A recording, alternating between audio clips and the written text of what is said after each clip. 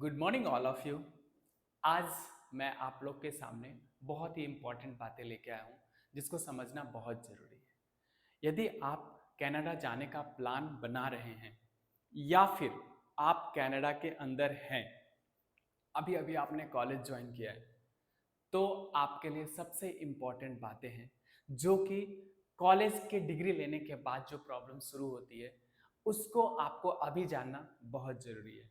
जो इंडिया के अंदर में है उनके लिए तो बहुत अच्छी बात है, जो कॉलेज की स्टडी कर रहे हैं उनके लिए भी अच्छी बात है। आज मैं दो ही टाइप के लोगों के बारे में बताने जा रहा हूँ, जो कि कनाडा जाने का प्लान कर रहे हैं और दूसरा जो कनाडा में स्टडी कर रहे हैं, अभी अभी उन्होंने शुरू किया या फिर 6 7 8 महीने उनके हो चुके हैं।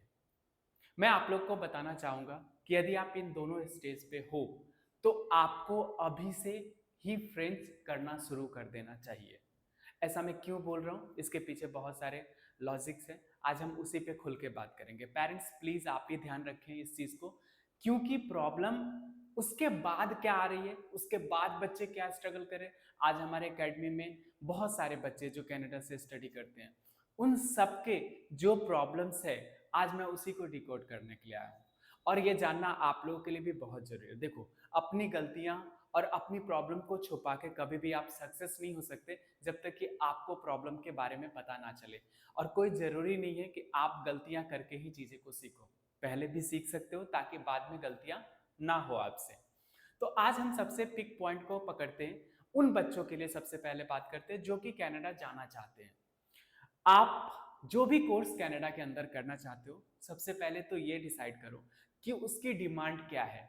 अभी नहीं, इन फ्यूचर डिमांड क्या है।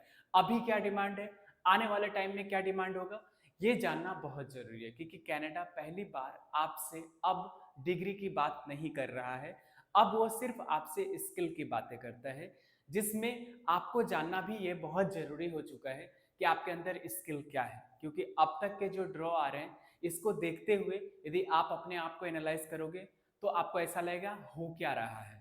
हो इसलिए रहा है बिकॉज कि हमने पहले ध्यान नहीं दिया।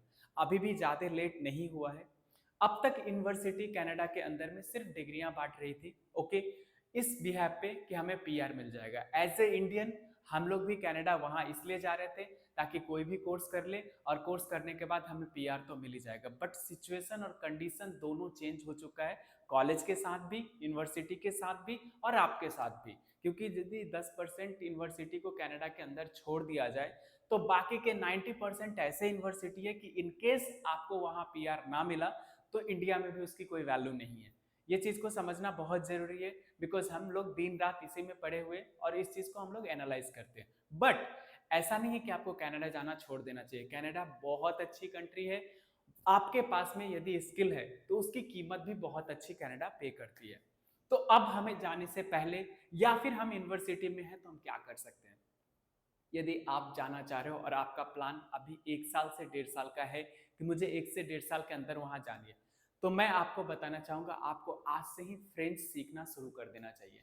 बिकॉज कल तक यूनिवर्सिटी की डिग्री ये दावा करती थी कि आप ले लो, यहां पे काम करोगे, 2 साल के बाद 3 साल के बाद आपको पीआर मिल जाएगा। बट अब फ्रेंच आपसे वादा करता है कि यदि आपने फ्रेंच सीख लिया है और जाके वहां यूनिवर्सिटी में आपने अपने स्किल के अकॉर्डिंग डिग्री ली, तो 100% है कि आपको पीआर मिलेगा ही मिलेगा। अब कॉलेज को वादा करने की जरूरत नहीं है। आप यहाँ इंडिया से भी फ्रेंच को सीख के टैफ एग्जाम निकाल के आराम से कर सकते हो। क्या टैफ एग्जाम बहुत मुश्किल है? बिल्कुल भी नहीं।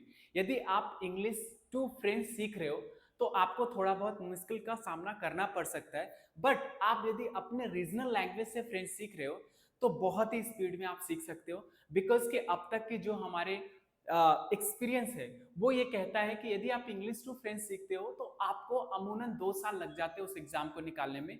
बट यदि आप हिंदी टू फ्रेंच सीखते हो तो मोर देन 9 मंथ सफिशियंट है आपके लिए। बिकॉज कि हिंदी से फ्रेंच सीखना बाइलैंग्वेज में सीखोगे तो आप बहुत स्पीड में चीजें को पकड़ पाओगे। और फ्रेंच डिफिकल्ट नहीं है, ये आपसे टाइम मांगती है और एक्सपीरियंस मांगती है, प्लस में रिवीजन मांगती है। तो तीनों ही चीज बहुत इंपॉर्टेंट है। एक्सपीरियंस मैंने इसलिए बोला बिकॉज कि आप जब फ्रेंच करना शुरू करते हो तो उसमें टाइम टेकन होता है। अब चूंकि कि आप इंडिया में ही हो और प्लान बना रहे हो तो आपके पास फ्री टाइम हो, डेली आप 4 से 5 घंटे फ्रेंच को दो। 3 घंटे से ज़्यादा आप लिसनिंग को लगाओ, 1.5 घंटे के आसपास 1.5 से 2 घंटे आप रिटन में लगाओ। हमारी एकेडमी ने बहुत अच्छे प्लान करके इनको रखा हुआ है, ठीक है। आप ट्रायल क्लास ले सकते हो, एक क्लास नहीं, आप 4-5 क्लास करके देखो। देखने के बाद ये डिसाइड करो। हमारी एकेडमी आपको प्रोवाइड करती है कि पहले आप देखो, समझो, आपसे हो पाता है देन कंटिन्यू करो, नहीं हो पाता है तो टाइम और पैसा बर्बाद करने की जरूरत बिल्कुल भी नहीं है। तो ये थॉट प्रोसेस पे हमारी एकेडमी वर्कआउट करती है। और अभी एकेडमी की पूरी तरह से फोकस है कि ये किसी भी तरह से आपको फ्रेंच की डिग्री दिलाए। तो आप ये समझ सकते हो कि कोई भी लेवल यहाँ पे नहीं है, जो चीजें आपको करनी है वही चीजें यहाँ पे कराई जाती है। ऐसा यहाँ पे मोटो पैसा कमाने का बिल्कुल भी नहीं है, ठीक है। तो आपको टोटल का टोटल सॉलिड चीजें ही दी जाती है। हाँ, हम आप बात आते नेक्स्ट, जो हमारे बच्चे कॉलेजेस में हैं, वहां जो पढ़ाई कर रहे हैं। बच्चों, आप एक चीज ध्यान रखो कि यदि आपने कॉलेज से डिग्री लेके जॉब करना शुरू कर दिया और उसके बाद आप कभी सोच रहे हो कि मैं फ्रेंच कर लूंगी, मैं आपको गारंटी बताता हूं उस समय होगा, बट उतनी आसानी से नहीं होगा जितना आपका कॉलेज से होगा। बिकॉज कि उस समय आप कनाडा में जब भी जहां भी वर्क करते हो कॉलेज से निकलते के साथ में, 1 से 1.5% स्टूडेंट को छोड़ दे तो ऑन एवरेज सारे लोग ऑन एवरेज जॉब करते हैं, जिसमें बहुत ज्यादा मेहनत की जरूरत होती है। एक सुबह जाना है, काम करके आना है, तो आप थक जाते हो। जबकि चूंकि आप थक इसलिए भी जाते हो बिकॉज आपको उतना ज्यादा लोड उठाने की वो नहीं रहती है, मतलब कि हैबिट नहीं है, धीरे धीरे हैबिट बनती है।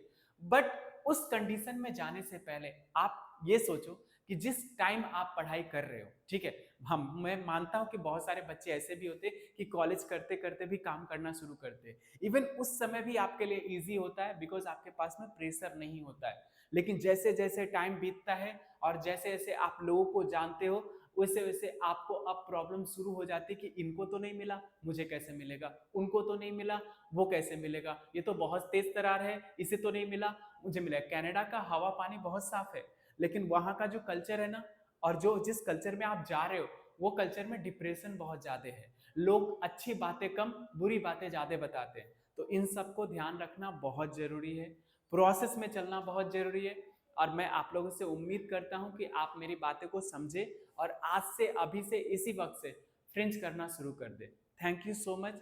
आपको किसी भी प्रॉब्लम फ्रेंच को लेके आती है, आप नंबर दिया है, आप कांटेक्ट करें और हमसे बात करें। Thank you so much.